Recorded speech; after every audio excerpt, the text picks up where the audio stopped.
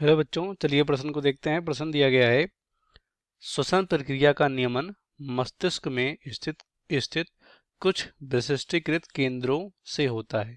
निम्नलिखित में से कौन सा एक केंद्र उद्दीप्त होने पर अंतःश्वसन की अवधि को कम कर सकता है। तो यहाँ पर बहुत सारे केंद्र दिए गए हैं, जैसे कि मेड्यूलरी अंतःश्वसन केंद्र, श्वास अनुचरणी केंद्र, तीसरा है एन्यूस्टिक केंद्र और लास्ट में है एसो संवेदी केंद्र। तो सबसे पहले यहाँ पर इस प्रश्न का हम देखेंगे मुख्य अवधारणा। मुख्य अवधारणा, तो यहाँ पर इस प्रश्न का जो मुख्य अवधारणा होगा, मस्तिष्क में मस्तिष्क में या मस्तिष्क के केंद्र जो कि अलग अलग कार्यों को ये नियंत्रित कर सकते हैं। तो एक एक करके देखेंगे कौन सा केंद्र क्या नियंत्रित करता है। तो देखो, सबसे पहले दिया गया है मेड्यूलरी अंतःश्वसन केंद्र।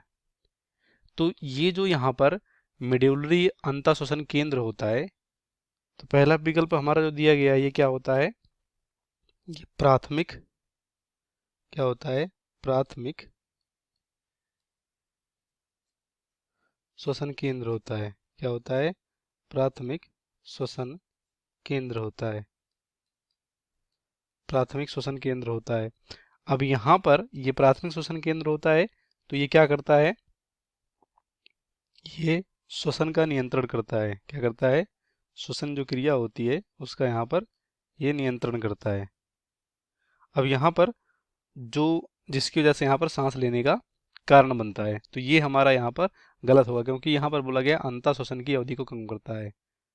तो अंतः श्वसन की अवधि को बोला गया है, यहाँ पर श्वसन को नियंत्रित करने वाले केंद्रों के बारे में नहीं बोला गया, तो ये गलत होगा। उसके बाद अगर हम बात करें बी, जिसे श्वास अनुचलनी केंद्र बोला गया है, तो यहाँ पर जिसे हम बोल सकते हैं श्वास प्रभावी केंद्र, जो कि यहाँ पर कहाँ पर स्थित होता है, पोन्स पोन्स वेरोली पर स्थित होता है, जिसे पोन्स वेरोलाई भी बोलते हैं। पोन्स वेरोली या पोन्स वेरोलाई भी बोलते हैं। अब यहाँ पर ये क्या करते हैं, ये अंतः श्वसन का नियंत्रण करते हैं। मतलब जो यहाँ पर हमारा सेकंड ऑप्शन है, ये क्या करते हैं, अंतः श्वसन का नियंत्रण करते हैं। अंतः श्वसन का क्या करते हैं, ये नियंत्रण करते हैं।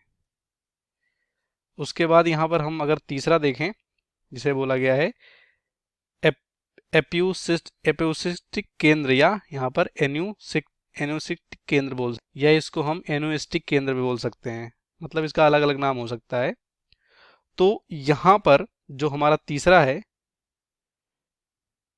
तो ये क्या करते हैं, ये जो श्वसन केंद्र होता है, श्वसन केंद्र, इसको ये उत्तेजित करते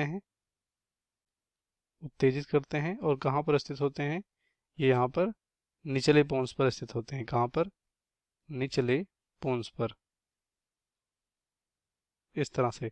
उसके बाद बात करें अगर हम डी की, तो डी यहाँ पर हमारा क्या है, एसो संवेदी केंद्र बोला गया है। अब एसो संवेदी जो केंद्र होता है, ये क्या करता है, ये CO2 और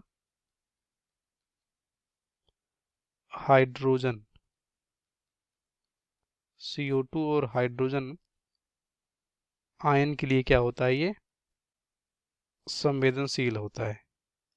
संवेदनशील मतलब ये इतने तरह के केंद्र हो सकते हैं जो कि हमारे मस्तिष्क में देखने को मिलते हैं और उनका अलग अलग काम होता है।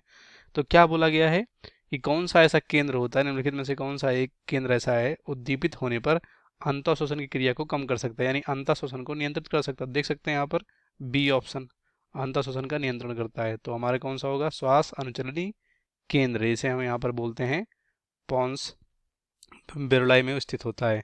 तो इसका राइट आंसर होगा हमारा बी, बाकी सभी गलत हो जाएंगे। उम्मीद करते हैं आपको प्रश्न समझ में आएगा। धन्यवाद।